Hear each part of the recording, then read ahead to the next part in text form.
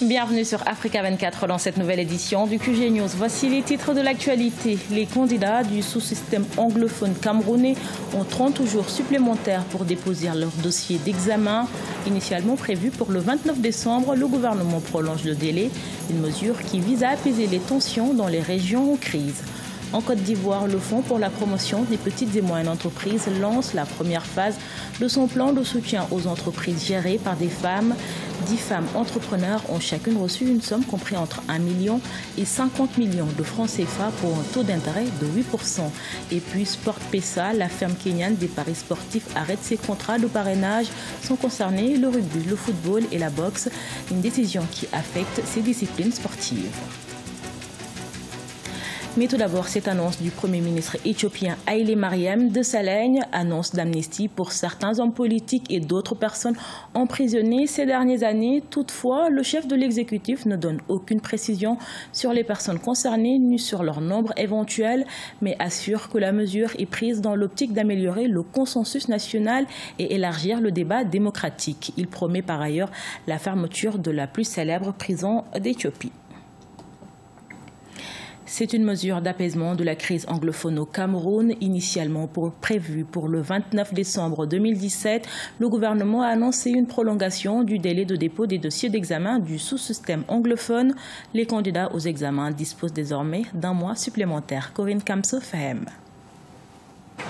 La crise sociopolitique qui sévit dans les régions du nord-ouest et du sud-ouest du Cameroun depuis octobre 2016 a porté un coup aux activités économiques mais aussi à la scolarisation des jeunes avec le phénomène des villes mortes. Afin de donner plus de chance aux élèves qui préparent les examens cette année, le gouvernement, par la voix du ministre de l'Enseignement secondaire, Jean-Ernest Ngalé Bibéré, a fait une annonce le mercredi 3 janvier. Les candidats ont jusqu'au 2 février pour déposer leur dossier. Les candidats au DCE Advanced Level et au DCE Ordinary Level de la session 2018 bénéficient d'une prolongation du délai pour déposer leur dossier d'inscription. Initialement prévu pour le 29 décembre 2017, les candidats ont désormais jusqu'au 2 février pour faire acte de candidature. L'escalade de la violence en septembre 2017 avec des attaques kamikazes perpétrées dans les établissements scolaires et autres lieux publics par un groupuscule. Créé en août 2017 en Côte d'Ivoire, le Fonds pour la promotion des petites et moyennes entreprises lance la première phase de son plan de soutien aux entreprises gérées par des femmes. 10 femmes entrepreneurs ont reçu un montant de 260 millions de francs CFA. Les bénéficiaires sont principalement à la tête de micro-entreprises. Corinne Comdem. Les femmes entrepreneurs sont un des vecteurs importants d'une croissance durable en Afrique. Conscient de cela, le ministère ivoirien du Commerce, de l'Artisanat et de la Promotion des PME et Banque Atlantique ont procédé jeudi 28 décembre à une remise de chèques d'un montant global de 260 millions de francs CFA à 10 femmes entrepreneurs. Elles sont les premières bénéficiaires de ce financement octroyé dans le cadre du Fonds pour la promotion des PME et de l'entrepreneuriat féminin mis à la disposition de l'État de Côte d'Ivoire par le groupe Banque Centrale Populaire du Maroc. Les montants accordés à chacune de ces femmes chefs d'entreprise seront compris entre 1 million de francs CFA et 50 millions de francs CFA pour un taux d'intérêt de 8%. À côté de cela, des prêts supérieurs à 50 millions de francs CFA pourront être accordés dans le même contexte, mais selon des conditions précises. Le Fonds pour la promotion des PME et de l'entrepreneuriat féminin, doté d'une enveloppe globale de 5 milliards de francs CFA, a été lancé au mois d'août 2017 dans le souci de garantir la diversité du tissu économique et l'émergence de l'entrepreneuriat féminin. Ces 10 premières entreprises dirigées par des femmes bénéficiant de la première partie de cette enveloppe sont essentiellement des structures de micro-entreprises. Le message que nous passons, c'est de dire aux femmes qui ont bénéficié de ce financement d'en faire bon usage, de telle sorte que les remboursements qui sont prévus, selon des tableaux d'amortissement qui ont été adaptés également à leurs activités, puissent être respectés pour que le maximum de femmes puissent bénéficier. Le ministère ivoirien du Commerce, de l'Artisanat et de la Promotion des PME et Banque Atlantique confirment à travers cette remise de chèques leur engagement dans un partenariat permanent en vue de promouvoir l'entrepreneuriat féminin en tant que moteur de croissance économique. Hausse de la production aurifère au Soudan. Le pays a produit plus de 100 tonnes d'or en 2017, soit une valeur d'environ 400 millions de dollars selon le ministre des Minerais. Cette production équivaut aux revenus pétroliers du pays avant la séparation avec le Soudan du Sud. Hachim Ali Salem précise par ailleurs que le secteur minier traditionnel en a produit 80 tonnes. Pour rappel, depuis la sécession du Soudan du Sud en 2011, le Soudan cherche à faire de ses mines d'or une de ses principales sources de devises étrangères. SportPesa, la firme kenyane de paris sportifs, arrête ses contrats de parrainage sportif. Sont concernés le rugby, le football et la boxe. Une décision qui affecte ces disciplines sportives, mais pas que.